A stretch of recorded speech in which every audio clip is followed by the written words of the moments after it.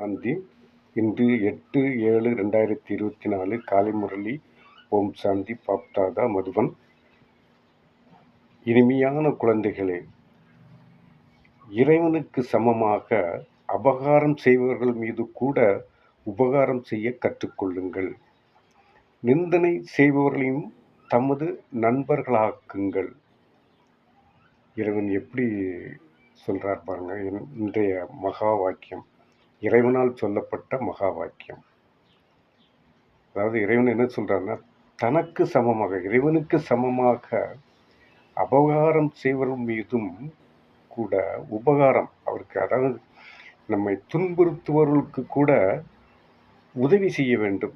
உபகாரம் செய்யுங்கள், அதை செய்ய கற்றுக்கொள்ளுங்கள். முடியாது, இருந்தாலும் கற்றுக்கொள்ளுங்கள். நிந்தனை செய்பவர்களையும் தமது நண்பர்களாக ஆக்குங்கள். நிந்தனை செய்பவர்கள் என்றால் நம்மை திட்டுபவர்கள், அவர்களையும் தமது நண்பர்களாக ஆக்குங்கள் என்று தலைப்பில் குறிப்பிடுகின்றார். இன்றைய கேள்வி, இறைவன் எந்த பார்வை உறுதியானது? அதாவது இறைவனின் எந்த பார்வை உறுதியானது? குழந்தைகள், நீங்கள் எதை உறுதி செய்ய வேண்டும், எதை பக்காவாக செய்ய வேண்டும் என்று கேள்வியை கேட்கின்றார். பதிலையும் அவரே சொல்லுகின்றார்.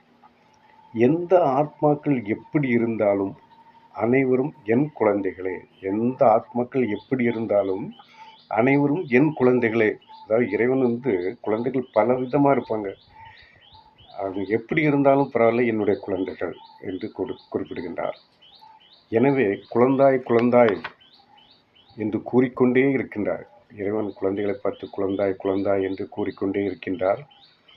இந்த விஷயத்தில் இறைவனின் பார்வையில் மிக உறுதியாக இருக்கின்றார். இந்த விஷயத்தில் குழந்தைகள் மீது இறைவனின் பார்வை மிக உறுதியாக இருக்கின்றார். நீங்கள் ஒருபோதும் யாரையும் குழந்தாய் குழந்தாய் என்று கூப்பிட முடியாது. நீங்கள் ஒருபோதும் யாரையும் குழந்தாய் குழந்தாய் என கூற முடியாது. நீங்கள் இந்த ஆத்மா நமது சகோதரராக பாருங்கள். சகோதரரோடு பேசுங்கள். இந்த பார்வையை உறுதியாக்கும் பொழுதுதான் இதன் மூலமாக ஆன்மீக அன்பு ஏற்படும். இப்படிப்பட்ட பார்வையை உறுதியாக்கும் பொழுது இதன் மூலமாக ஆன்மீக அன்பு ஏற்படும். குற்றமான தவறான எண்ணங்கள் தானாகவே விலகி போய்விடும். நிந்தனை செய்பவர்கள் கூட நண்பர்களாகி விடுவார். நிந்தனை என்றால் திட்டுபவர்கள் கூட நண்பர்களாகி விடுவார். ஒவ்வொரு வாணியிலும் கேள்விப்பதில், தாரணை, வரதானம், ஸ்லோகன், இந்த 4 பகுதிகள் இருக்கின்றன. இதில் முதல் பகுதியை முடித்துவிட்டேன். இரண்டாவது பகுதி தாரணை. அதாவது தாரணை என்றால் நடைமுறைப்படுத்துவது. எப்படி நடைமுறைப்படுத்த வேண்டும் என்று இறைவன் கூறுகின்றார். இந்த ஆழமான மற்றும் அழிவற்ற ஞானத்தை புரிந்து கொள்வதற்காக புத்தியை நினைவு பயணத்தினால் தங்க பாத்திரமாக ஆக்க வேண்டும். நினைவு என்ற ஓட்டப்பந்தயத்தில் ஈடுபட வேண்டும். இந்த ஆழமான இந்த முரளியை நீங்கள் படித்தால்தான் உங்களுக்கு புரியும். இதை படிப்பதற்கு நீங்கள் நினைத்தால் முடியாது. இறைவனால் தேர்ந்தெடுக்க வேண்டும். உங்களை இறைவனால் தேர்ந்தெடுத்தால்தான் நீங்கள் இதை படிக்க முடியும். அவர் என்ன சொல்றார் பாருங்க. இந்த ஆழமான, ரொம்ப ஆழமான மற்றும் அழிவற்ற பொக்கிஷம், இது ஒரு பொக்கிஷம். இந்த அழிவற்ற ஞானத்தை புரிந்து கொள்வதற்காக புத்தியை நினைவு பயணத்தினால் தங்க பாத்திரமாக ஆக்க வேண்டும். புத்தியை தங்க பாத்திரமாக ஆக்க வேண்டும். நினைவு என்ற ஓட்டப்பந்தயத்தில் ஈடுபட வேண்டும். நினைவு என்றால் என்ன நினைவு? இறைவனை நினைக்க வேண்டும். எந்த நேரமும் இறைவன் சிந்தனையில் இருந்து கொண்டே இருக்க வேண்டும். எந்த காரியம் செய்தாலும் சரி, இருந்தாலும் சரி, நடந்தாலும் சரி, எந்த செயல்கள் செய்தாலும் ஒரு பக்கம் இறைவனுடைய நினைவு இருக்க வேண்டும். அந்த நினைவு இருக்க வேண்டும் என்பதை நினைவு என்ற ஓட்டப்பந்தயத்தில் ஈடுபட வேண்டும். 2வது பாயிண்ட், பாபாவை அதாவது இறைவனின் கட்டளைப்படி நடந்து படிப்பை கவனமாக படித்து தன் மீது தானே இரக்கம் மற்றும் ஆசீர்வாதம் செய்ய வேண்டும். தனக்குத்தானே ராஜ்ய திலகம் இட்டு கொள்ள வேண்டும். இகழ்பவர்களையும் கூட தனது நண்பனாக புரிந்து கொண்டு அனைவருக்கும் சத்கதியை அடையச் செய்ய வேண்டும். இந்த மாதிரி யாரும் சொல்ல மாட்டாங்க. இந்த மாதிரி சொல்லணும்னா யாராலும் இந்த வார்த்தைகள் எவ்வளவு அழகாக ஆழமாக சொல்கிறார். ஆழமான கருத்து. அதாவது இறைவனின் கட்டளைப்படி நடந்து படிப்பை கவனமாக படித்து தன் மீது தானே இரக்கம் கொள்ள வேண்டும். தன் மீது தானே இரக்கம் கொள்ள வேண்டும். ஆசீர்வாதம் செய்ய வேண்டும். தனக்குத்தானே ராஜ்ய திலகம் இட்டு கொள்ள வேண்டும். இகழ்பவர்களை கூட தனது நண்பனாக புரிந்து கொண்டு அனைவருக்கும் சத்கதி அடைய செய்ய வேண்டும். இந்த மாதிரி யாரும் சொல்ல மாட்டாங்க. அடுத்த பாயிண்ட், வரதானம். வரதானம் மேலிருந்து அவதரித்த அவதாரமாகி சேவை செய்யக்கூடிய சாட்சாத்கார மூர்த்தி ஆவீர்களாக. நாம் ஒரு சாதாரண ஆத்மா. இந்த ஆத்மா மேலிருந்து வருகின்ற ஆத்மா, பரந்தாமத்தில் இருந்து வருகின்ற ஆத்மா. அதை எப்படி சொல்கின்றார் பாருங்க. மேலிருந்து அவதரித்த அவதாரம் ஆகி சேவை செய்யக்கூடிய சாட்சாத்காரம் என்றால் காட்சி. நம்ம திருவிழாக்களில் ஊர்வலத்தில் அலங்காரம், வாகனங்களை மூர்த்தியை வைத்து அலங்காரம் பண்ணி தெருவில் வரும்போது நாம் நல்ல அந்த காட்சியை பார்த்து ரசிக்கின்றோம். அந்த சாட்சாத்கார மூர்த்தியாக நீங்கள் ஆக வேண்டும்.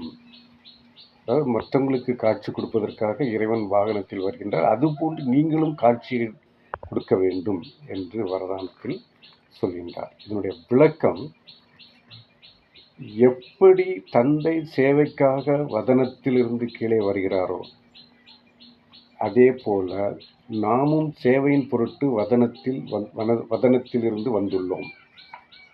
இவ்வாறு அனுபவம் செய்து சேவை செய்தீர்கள் என்றால் எப்பொழுதும் விலகியும் தந்தைக்கு சமமான பிரியமானவரும் ஆகிவிடுவீர்கள். எப்படி சொல்றார் பாருங்க, எவ்வளோ அழகாக சொல்றார் பாருங்க. மேலிருந்து கீழே வருவது என்றால் அவதாரமாகி அவதரித்து சேவை செய்வது. அவதாரம் வர வேண்டும், மேலும் எங்களை கூட அழைத்து செல்ல வேண்டும் என்றே எல்லோரும் விரும்புகிறார்கள். எனவே உண்மையான அவதாரம் நீங்கள் ஆவீர்கள். ஏனெனில் அனைவரையும் முக்தி தாமத்திற்கு அழைத்து செல்வீர்கள். அவதாரம் என்று புரிந்து சேவை செய்தீர்கள் என்றால் அப்பொழுதுதான் சாட்சாத்கார மூர்த்தி, அதாவது காட்சி அளிப்பவராக ஆவீர்கள். மேலும் அநேகருடைய விருப்பங்களும் பூர்த்தியாகும். மீண்டும் ஒரு முறை சொல்லுகின்றேன். அதாவது வரதானத்தின் விளக்கம், எப்படி தந்தை சேவைக்காக வதனத்திலிருந்து கீழே வருகிறாரோ, வதனம் என்றால் பரந்தாமத்திலிருந்து தந்தை கீழே வருகின்றார், அதே போல நாமும் சேவை பொருட்டு நாமும் அதாவது வதனம் என்றால் பரந்தாமத்தில் இருந்து வந்துள்ளோம். இவ்வாறு அனுபவம் செய்து சேவை செய்தீர்கள் என்றால் எப்பொழுதும் விலகியும் தந்தைக்கு சமமாக பிரியமானவரும் ஆகிவிடுவீர்கள். மேலிருந்து கீழே வருவது என்றால் அவதாரமாகி அவதரித்து சேவை செய்வது. அவதாரம் வர வேண்டும், மேலும் எங்களை கூட அழைத்து செல்ல வேண்டும் என்றே எல்லோரும் விரும்புகிறார்கள். எனவே உண்மையான அவதாரம் நீங்கள். உண்மையான அவதாரம் நீங்கள். நீங்கள் என்றால் நம்மை சொல்கின்றார். இறைவன் நம்மை சொல்லுகின்றார். ஏனெனில் அனைவரையும் முக்தி தாமத்திற்கு அழைத்து செல்வீர்கள். அவதாரம் என்று புரிந்து சேவை செய்தீர்கள் என்றால் அப்பொழுதுதான் சாட்சாத்கார மூர்த்தி ஆவீர்கள். காட்சி மூர்த்தியாக ஆவீர்கள். உதாரணத்துக்கு சொல்ல வேண்டுமென்றால் நம் திருவிழாக்களில் வாகனங்களில் இறைவனை உற்சவரை வைத்து வீதிகளில் வரும்போது என்ன காட்சி நமக்கு தெரிகிறோம், அந்த காட்சியாக அந்த இடத்தில் நாம் இருக்க வேண்டும். காட்சி அளிப்பவராக ஆவீர்கள் என்று நம்மை சொல்லுகின்றார். மேலும் அனைவருடைய விருப்பங்களும் பூர்த்தியாகும். அனைவருடைய விருப்பங்களும் பூர்த்தியாகும். ஸ்லோகன், 4வது பகுதி ஸ்லோகன். உங்களுக்கு ஒருவர் நல்லது கொடுத்தாலும் சரி, தீயது கொடுத்தாலும் சரி, நீங்கள் அனைவருக்கும் அன்பு கொடுங்கள், சக யோகம் கொடுங்கள், கருணை காட்டுங்கள். எப்படி கொடுக்குறாரு பாருங்க. அந்த மகா வாக்கியம் இறைவன் தான், இறைவன் தெய்வம். அந்த தெய்வம் எப்படி சொல்லுது பாருங்க. உங்களுக்கு ஒருவர் நல்லது கொடுத்தாலும், உங்களுக்கு நல்லது செஞ்சாலும் சரி, தீயது கொடுத்தாலும் சரி, தீயதை செய்தாலும் சரி, நீங்கள் அவருக்கு அன்பு கொடுங்கள். நீங்கள் அவருக்கு அன்பு கொடுங்கள். நாம் கொடுக்குறோமோ இல்லையோ, ஆனால் நீங்கள் அன்பை கொடுக்க வேண்டும் என்று இறைவன் கட்டளை இடுகிறார். கட்டளை. சகயோகம் கொடுங்கள். சகயோகம் என்றால் ஒத்துழைப்பு. அவருக்கு ஒத்துழைப்பு கொடுங்கள். கருணை காட்டுங்கள். அவர் மீது கருணை காட்டுங்கள். அவரை திட்டாதீர்கள். அவர்களை பார்த்து திட்டாதீர்கள். கருணை காட்டுங்கள் என்று மிகவும் அழகாக அந்த ஸ்லோகனில் சொல்லியிருக்கின்றார். மீண்டும் ஒரு முறை அந்த ஸ்லோகனை படிக்கிறேன். ஸ்லோகன். உங்களுக்கு ஒருவர் நல்லது கொடுத்தாலும் சரி, தீயது கொடுத்தாலும் சரி, நீங்கள் அனைவருக்கும் அன்பு கொடுங்கள், சக யோகம் கொடுங்கள், கருணை காட்டுங்கள். எளிமையான தமிழ் வார்த்தைகளால் சொல்லியிருக்காங்க பாபா இறைவன். அதை புரியாவிட்டாலும் அந்த வார்த்தைகளை நீங்கள் கேட்டு தெரிந்து கொள்ளலாம். நானும் மிகவும் எளிமைப்படுத்தி சொல்லியிருக்கின்றேன். இதில் உங்களுக்கு புரியாத வார்த்தை சக யோகம் கொடுங்கள். சக யோகம் என்றால் ஒத்துழைப்பு கொடுங்கள், கருணை காட்டுங்கள், அன்பு காட்டுங்கள், அன்பு கொடுங்கள். இது மிகவும் அழகாக சொல்லியிருக்கின்றார். இன்றைய முரளியை நீங்கள் முழுமையாக படித்தீர்கள் என்றால் மிகவும் மனதுக்கு ஒரு தெம்பு இருக்கும். மனசு உடலும் ஆரோக்கியமாகவும் மகிழ்ச்சியாகவும் இருக்கும் என்பதை இந்த உரையின் மூலம் தெரிவித்துக் கொள்கிறேன். படியுங்கள், கேளுங்கள், பார்க்கலாம். 3 விதமாக இருக்குது. இறைவன் எப்படிலாம் வருகிறார் பாருங்கள். எப்படிலாமும் உங்களுக்கு உதவி செய்கிறார்.